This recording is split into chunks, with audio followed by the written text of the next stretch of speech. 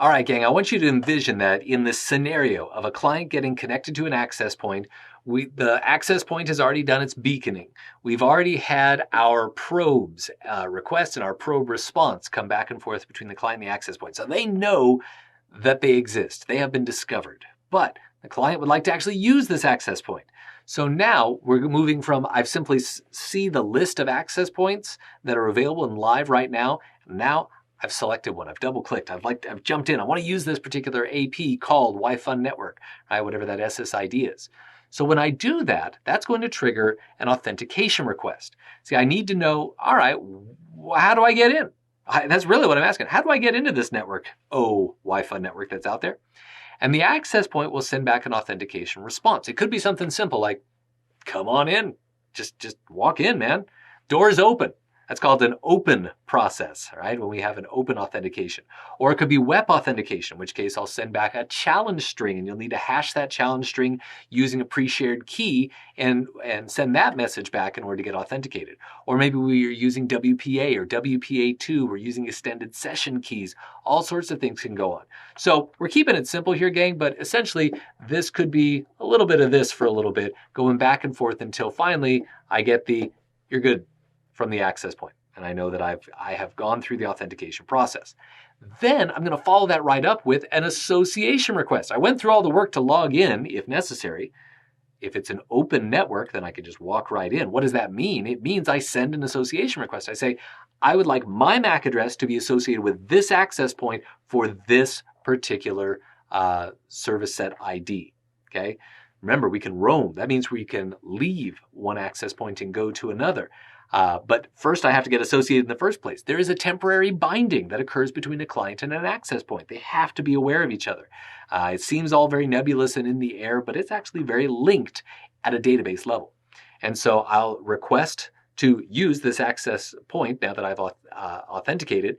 And since I have met whatever authentication needs are in place, the access point will say, okay, here you are, you're good to go. And so the authentication will go back and forth, and there's all sorts of authentication sequence numbers that are going to be used to keep track of it, especially in an extended set. And we can, there'll be challenge text if necessary that'll fill out, that'll be a certain amount of space that it takes to say, here's the challenge that you have to then send back hashed in order to prove that you know the pre-shared key. Or we might be using something like enterprise authentication and putting in names and passwords or smart cards, all sorts of things we can use. That's that circle of authentication. The association's pretty short and sweet.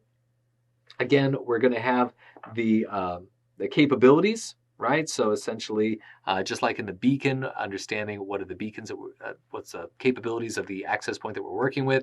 The listen interval is kind of interesting. That relates to actually how long will, in terms of beacon frequency, that we should expect to continue to use this access point without going into a power saving mode. So this actually, when you look at the power saving features that are available for various devices, how do they not use so much?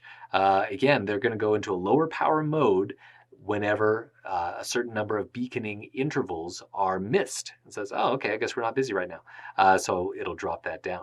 The SSID, the supported data rates, and the extended supported rates that are available. So those values are going to be there in the association request and response, right? So what's our common denominator for getting linked up?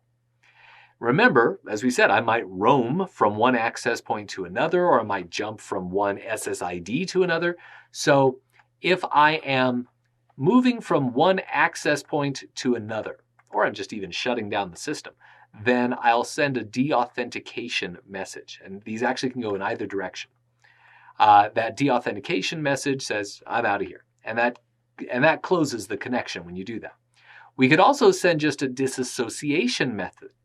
When I do that, that's specifically because I'm roaming from one access point to another that share a common extended service set ID, or I'm using repeaters, and so I'm moving to a different access point that's functioning as a repeater. So whenever I roam, I don't deauthenticate, I just deassociate. Because I'm only disassociating, and I've already got my proof of credentials, then if necessary, I can send my reassociation message back to this access point to say, I'd like to get back on again using the credentials that I've already got. So again, we see a certain number of frames that are associated with de-authentication and disassociation.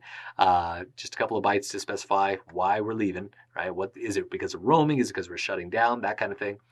And then reassociation request and response. That is very much like the original association request and response. Keeps it real simple. Again, the reassociation request says, I already know our listen interval. I already know our SSID, that kind of stuff. So therefore, the access point doesn't have to specify it. That part's left blank. So just keeping it simple, right, you're back on, let's go. Keeps it very simple. This is a part of, after discovering it, how we actually get connected to the access point through authentication, association, sometimes de-authentication and disassociation, which may then trigger at a later point reassociation if needed.